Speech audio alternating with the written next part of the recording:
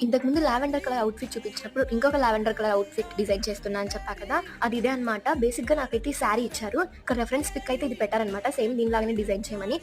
But నాకు వాళ్ళు dress మెజర్‌మెంట్స్‌కొచ్చేసి dress ఇచ్చారు. సో, నేను ఎలా డిజైన్ చేశా అనేది ఎండింగ్ వరకు చూసేయండి. బేసిక్‌గా దాని మీదకైతే ఆ క్లాత్ వచ్చిందనమాట. Netted cloth. బట్ వాళ్ళు కొంచెం చెబ్బీగా ఉండడం వల్ల ఆ క్లాత్ అనేది సరిపోదనమాట. సో, ఇక్కడ నేను నెట్టెడ్‌లో తెద్దామనుకుంటే వద్దన్నారు. సో, అనేసి క్లాత్‌లో తెచ్చాను. క్లాత్ టైప్ వచ్చేసి పై టాప్ చినాన్ క్లాత్ వస్తది. ఇప్పుడు ట్రెండింగ్‌లో ఉందనమాట. సో, ఫ్లవర్ చుట్టూ గోల్డెన్ థ్రెడ్ అనేది ప్రింటెడ్ చేశారు. దాని మీదకి లైనింగ్ అయితే క్రేప్ తీసుకున్నాననమాట. సో, వాళ్ళిద్దరు సిస్టర్స్ అనమాట. సేమ్ అవుట్‌ఫిట్ కావాలి, సేమ్ కలర్ కావాలి అని అడిగారు. మళ్ళీ ఈ శారీ ఇచ్చాక.